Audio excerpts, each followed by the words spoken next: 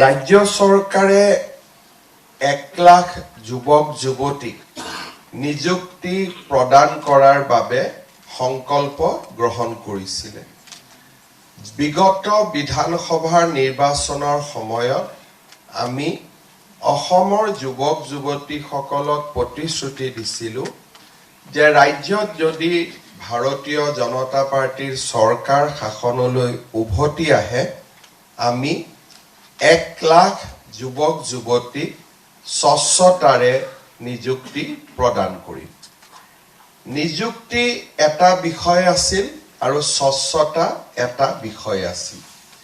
2021 চনৰ বিধানসভাৰ নিৰ্বাচনত আমি ৰাইজক দুইটা প্ৰতিশ্ৰুতি দিছিলোঁ যে আমি নিযুক্তিও দিম আৰু স্বচ্ছতাৰে সৈতে নিযুক্তি দিম।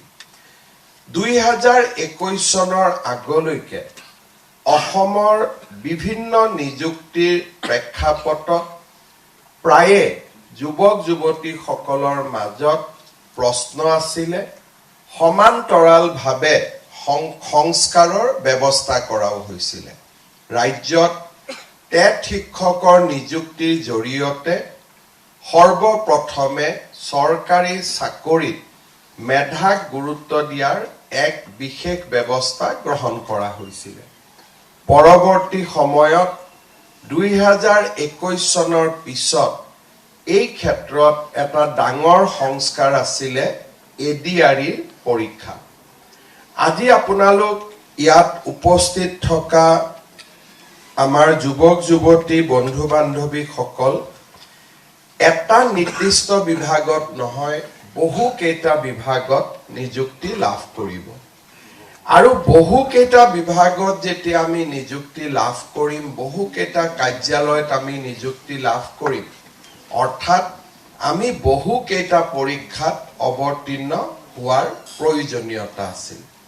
কিন্তু ৰাজ্য চৰকাৰে 2022 চনত আমি আইনৰ সংশোধনৰ জৰিয়তে এডিআৰই পৰীক্ষাৰ ব্যৱস্থা কৰিছিলোঁ। তৃতীয় বৰ্গৰ আয়োগ, চতুৰ্থ বৰ্গৰ আয়োগ আৰু প্ৰথমবাৰৰ বাবে 2021 চনৰ পিছত চৰকাৰী চাকৰিত এনে বৃহৎ সংস্কাৰ অনা হৈছিলে যে আমি বিভিন্ন বিভাগত পৰীক্ষা দিব নালাগে, বিভিন্ন কাৰ্যালয়ত পৰীক্ষা দিব নালাগে, কেন্দ্ৰীয়ভাৱে আমি এটা পৰীক্ষা দিম।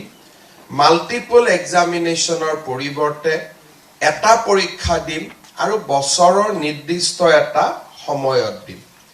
ইয়াৰ ফলত বহুকেইটা পৰীক্ষাত অৱতীৰ্ণ হোৱাৰ প্ৰয়োজনীয়তা দূৰ হৈছিল। বহুকেইটা পৰীক্ষাৰ বাবে সুকীয়াকৈ মাচুল দিয়াৰ প্ৰয়োজনীয়তা নোহোৱা হৈছিল। আৰু আমি এটা ব্যৱস্থাৰ মাজেৰে, এখন চিলেবাছৰ মাজেৰে, বহুকেইটা পৰীক্ষা হ'লে বহুকেইটা চিলেবাছ থাকিলেহেঁতেন, এটা চিলেবাছৰ জৰিয়তে আমি পৰীক্ষা দিয়াৰ সুযোগ আমি পাব সক্ষম হৈছিলোঁ।